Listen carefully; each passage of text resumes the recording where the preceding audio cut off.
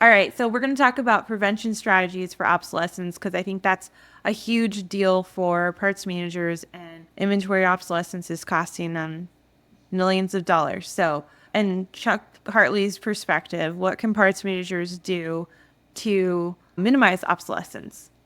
Education awareness, It's a big answer. working with the service department, working with wholesale customers, looking at different wholesale customers who are taking advantage of sending parts back. Kaylee, I bring this up all the time. I've talked about it for, 27 years. But I had, at a 20 group meeting, I had a fixed ops consultant come in. The guy's name was Bob Pearson. He talked to the group. And Bob would talk about obsolete inventory or whatnot. There was the phase-in criteria, there was this and that, but he ultimately said, how do you prevent obsolescence? Well, you prevent it from ever being ordered. Going back to the HR story about, when do you fire an employee before you ever hire them? And that's where, from an education awareness standpoint, focusing on that more, this is where working with the service department and educating them, which I happen to do personally as a fixed ops director 26 years ago, is I went and educated my technicians and my service advisors. Hey, what you guys are doing is making one department is very inefficient, and then you just want to keep beating them with the same stick. If you guys made sure what was ordered was needed, it would free us up to put more good stock in inventory. And I have to say, technicians, when I gave them that example and showed them what was going on, they came out and said, well, we need more tools, we need different things. But you know what? They understood it, and we were able to start working through a whole process. Education, awareness, and then report.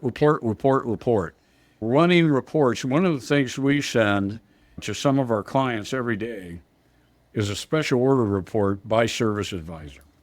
And they love it because now you've got this, and now it's a matter, is the service advisor really communicating with the customer, or is it the parts department's problem? I'm here to tell you, I found out that when you take it away from the service advisor and the parts people, and you specifically have a couple of people totally focused on making sure customers come back in for these orders to get the vehicles fixed, it makes all the difference in the world. And so it's upfront that you want to combat this. The last thing you want to do is find out, oh gosh, my force stock's just growing. Why? There's a reason, and I guarantee you the reason tends to be right up front where the part was ordered. And you're never going to stop. You can't turn into service cops. You can't make parts people go, you're ordering 4 parts. You only need 1. You'd have some great fights. And I had a few go over the counter, by the way. And anyway, Oh, really? when you think about that, you also want to make sure, why are you guys ordering so much? Do you not have the right tools, diagnostic tools, whatever?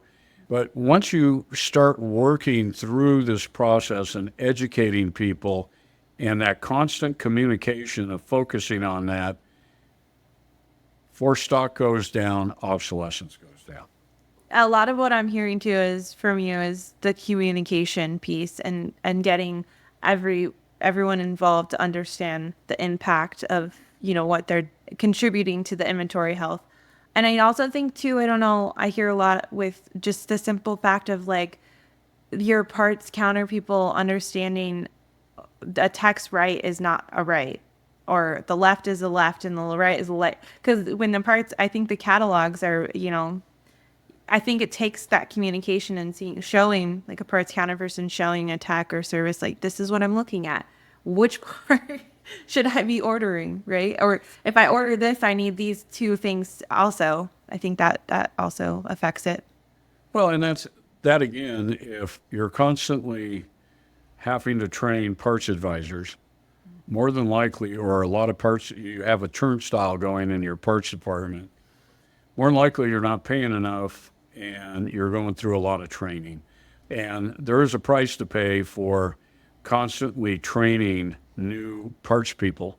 In fact, I had a question put to me this week that I thought was really good. They actually were talking about ranking parts advisors, A, B, and trainee, And this happened to be a union situation. Okay. And they thought there was a C.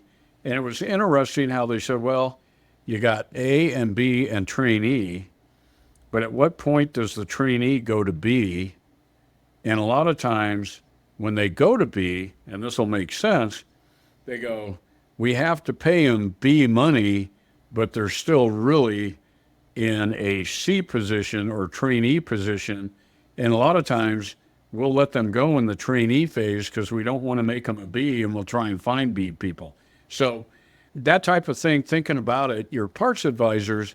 The other thing too, from a participation standpoint in parts, is realizing with parts advisors, they're paid off the gross. They're usually paid a base, and in some cases hourly this day and age, depending on where they're at in the country. But they're basically paid commission on what they sell. They don't have a vested interest in obsolete parts or for stock. It means nothing to them. All they're cared about is that I got the part, nobody's yelling at me, I sold the part, I made a profit, I'm going to get paid some sort of commission. Involving the whole parts department in the process and educating them is just as important as educating the technicians and the service advisors That and getting them to participate in it. Yeah, and that okay, I have a question. This might be a stupid question. In the used car on that side, the variable side, are they affected by making a bad, like let's say they make a bad decision on a part or a car, and so does they get hit by that, or does it like the percentage that they're paid on? Are they affected by that? If they make a bad decision, they're affected by that. I guess is Well, what I'm. remember, if you could treat parts like used cars, you'd be in great shape because, Well, that's my point. yeah, a used car manager, they buy low, sell high, fix it as cheap as you can to make it presentable and sellable. And if they end up taking it out and wholesaling it, they typically end up losing money. And the dealer is not very happy. And used car managers tend to lose their job because they don't know buying the right cars to put on the used car lot that people are going to come and buy.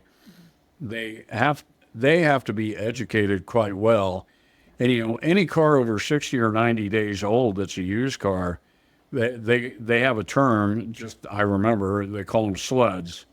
And the worst thing in the world Okay. you ever want to hear is the term birthday car. You've had a car there over a year. And sometimes in new car, remember new car, most dealers don't own the new cars that are delivered from the manufacturer. They pay a flooring and they pay an interest rate. It's like rent on the lot. And so the sooner you can sell a new car, the more you can pay for it because you don't have to pay interest on that car into the manufacturer.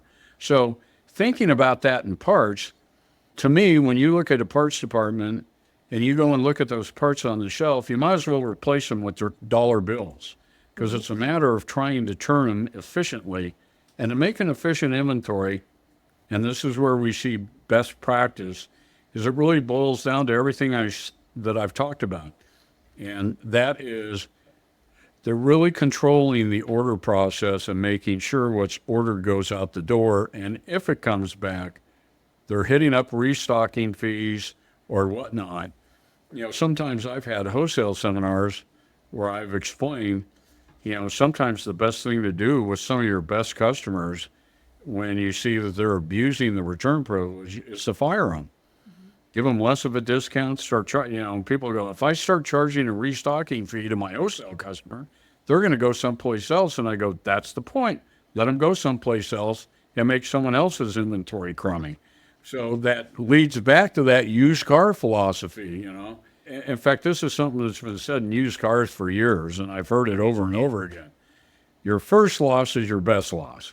When you get a car in and it isn't selling, it didn't sell in 30 or 45 days, wholesale it, get rid of it, try and get something in there, something in there that you could sell in a week. There you go. That was exactly my point. The first thing, if they made a bad decision on a car, it's not selling, they immediately wholesale it. It's the same thing for parts. If it's not selling, it didn't meet the best stocking levels, get rid of it. You Don't bet. have it. The difference is with used cars, you're dealing with 100 or 200 of them. With Yeah. part, you're dealing with 100,000, 200,000 of them. So anyway, Well, that's why it's important to have tools to, if you look at used cars, that they have tools and resources to look at data to make better decisions. They have recon tools to what is this car going to cost to recon if we purchase this, it's the same thing for parts managers. They should you have bet. tools and Sure. data to review to make decisions. I agree. I can't agree more. Yeah. So, I mean, I guess that leads into just the last piece of technology and tools and the DMS systems that are available for parts managers. Are there any, I mean, recommendations? We've talked about these are the reports that you should be looking at, but are there any other things that you would recommend to track the health of inventory or just anything that would help parts managers other than PartsEdge, of course? I don't Just think there, anything. yeah, I don't think there's a DMS system out there that I've seen that effectively reports critical areas of the inventory. You almost have to do it custom.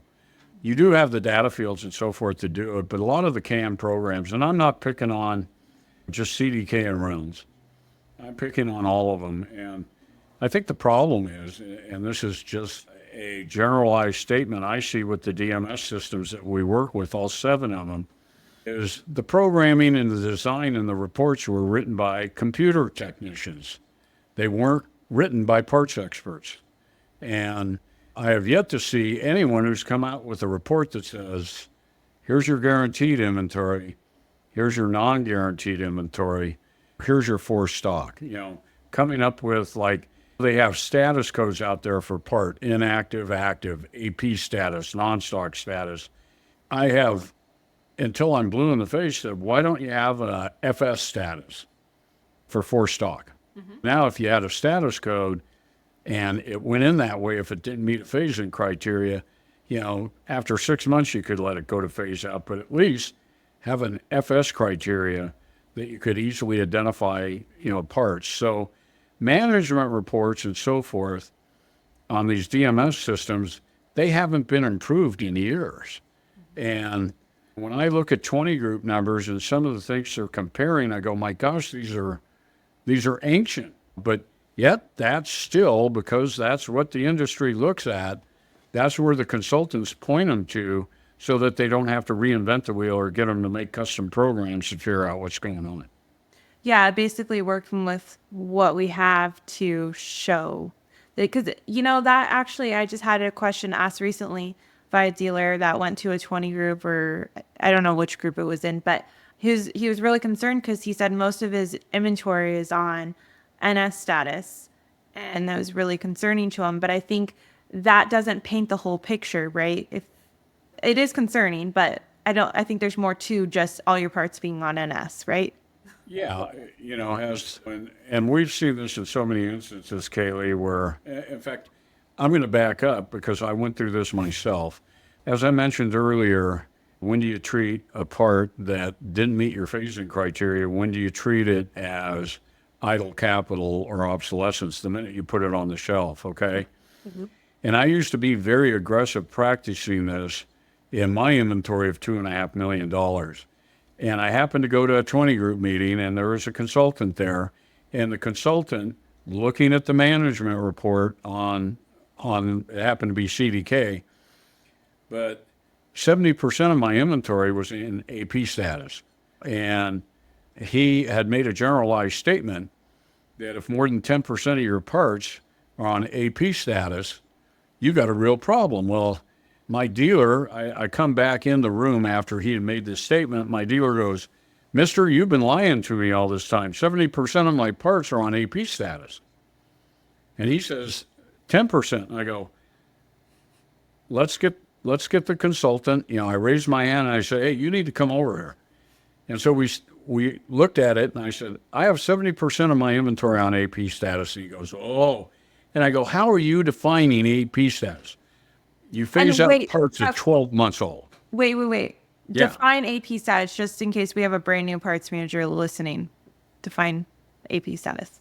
Thinking with that consultant, I said, how are you turning this AP automatic phase out? Well, everybody sets their system to phase out at 12 months. I go, I start mine right away if it didn't hit phasing criteria or at 6 months. That's why it looks like this. He goes, oh, well. So, sometimes when you're comparing inventories, you have to look at phase in criteria, phase out criteria, and the way you treat an inventory before you can sit and compare apples to apples and put one parts manager next to another. And in this case, this consultant, he goes, okay, I'm wrong. Based on the way you practice this, wow, 30% of your inventory is active. And, I told him I treat parts, I put them on phase out the minute I get them on the shelf if it didn't meet a phasing criteria. And he goes, well, that's pretty liberal and pretty smart. He actually kind of justified what I did. But my dealer, looking at the report, he was ready to hang me. He thought, oh my gosh, you've been lying to me. I got a terrible inventory. So, Kaylee, case in point is that's the problem that you run into with these DMS systems. They have poor reporting practices. Most of them have the data there that you can create some custom stuff, which of course we do, but that makes it really hard to get your arms around the elephant, aka idle inventory.